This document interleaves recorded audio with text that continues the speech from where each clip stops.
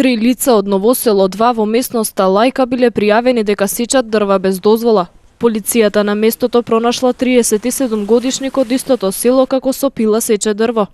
Тој бил приведен и по разговорот пуштен е дома. По извршениот увид утврдено е дека биле пресечени 5 букови дрва. Ќе следуваат санкции за лицето затекнато на местото.